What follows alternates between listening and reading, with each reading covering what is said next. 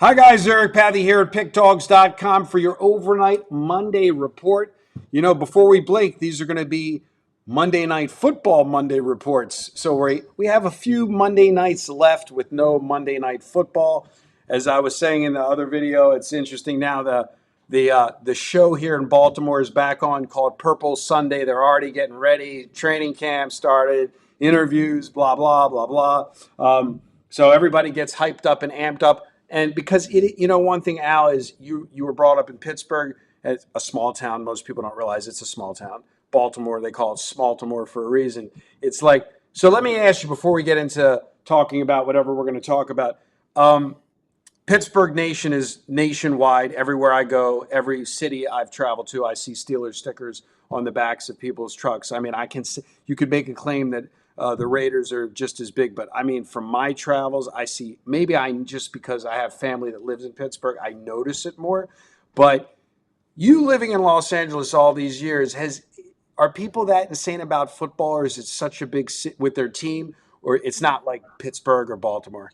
No, it isn't. In Los Angeles, they are not about the Rams Lakers, right? or the Chargers. Yeah, they're insane about the Dodgers. They're insane about the Lakers, but not football, because then also the teams have left, they've come back, they've left, they've come back. So it's completely And I'm different sure there. you've been in traffic in LA and you've seen Steelers bumper stickers on people's cars, right? I mean, I've lived all over the country. I've lived in D.C. I've lived in Michigan, Texas, Right. Carolina, Las Vegas.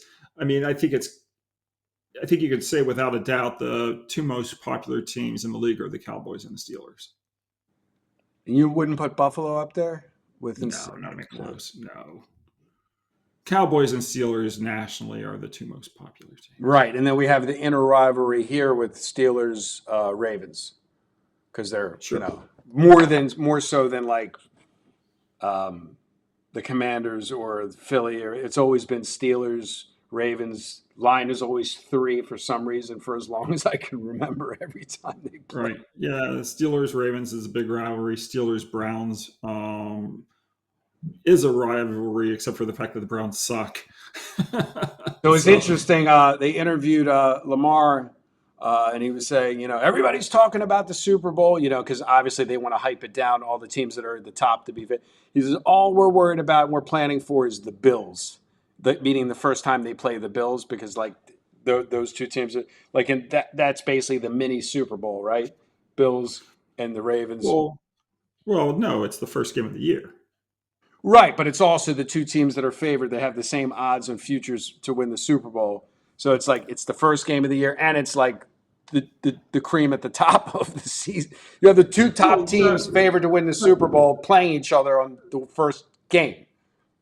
uh, so I haven't looked at the odds, but that's surprising to me that those two teams would be favored ahead of Kansas City. Oh yeah, Kansas. Sorry. Oh yeah. Oh no, Kansas City is number six.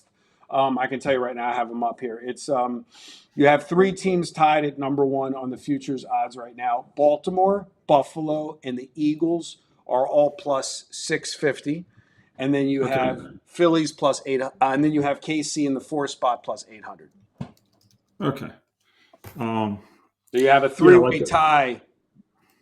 Um, again, like Costi go tie up a grand to win 6,500 because he's a nut job. To me, yeah. if I'm going to play a futures ticket, I'm looking for a lottery ticket. No, I mean, I look. You're trying to find the team you think is going to win, regardless of if it's a lottery ticket or if it's a short price. Yeah, no, that's interesting. The Kansas City. I mean, I haven't even have not even looked at the futures odds just because Right. there's no point in me looking in, Exactly.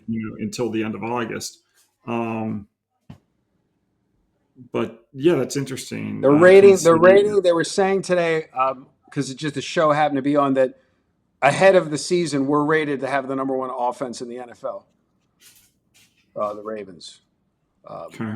But we'll see. Like I said, I was just wondering, like as a crazy man, with as Pittsburgh Nation, I didn't know if people are, you see it out there, but obviously I get that the Lakers is number one in LA. Basketball reigns supreme. With Well, that no, Dodgers are. I mean, I would even say the Dodgers are more popular than the Lakers, but I could be wrong. I'm not a native Angelino, so it's I might not have It would my be interesting. I'll have to look into the math. How many? If every Dodgers game sells out, or because I know every Lakers game sells oh out. it's but you have to understand it's a huge um, difference when you're talking about an 81 game schedule compared to a Exactly. 41 game Right. Right. schedule, and Right. Right. you're Right. talking about a 50,000 seat stadium compared to a 18 or Right. 20,000 Yeah. seat Yeah. arena. All fair comments. Yep. So, But forgetting about whether it sells out or not, I mean, just walking around town, seeing what people are interested in. The Dodgers is pretty. I mean, they're both big, but Dodgers. I mean, this is a huge yeah, you Dodgers see a team. lot of Dodgers baseball hats and jerseys. Is what you're saying when you're walking around. I got it. With Yeah. that being said, um, guys, Friday is August 1st. Get with me for the Christmas in July promotion.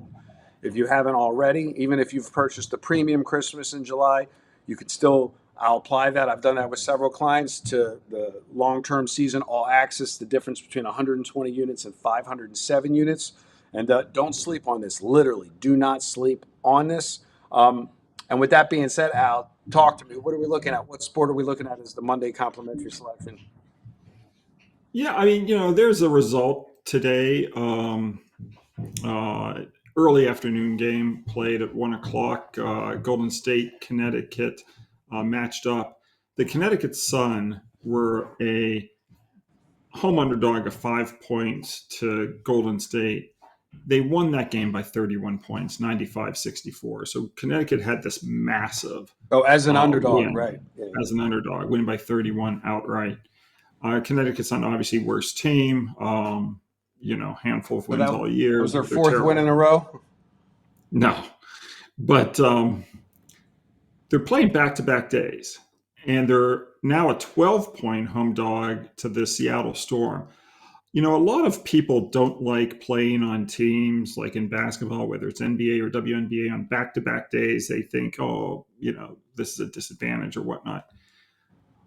In the WNBA, when you get a home team playing on back-to-back days and they're not favored by 6 or more points, those home teams have gone 71 and 40 ATS.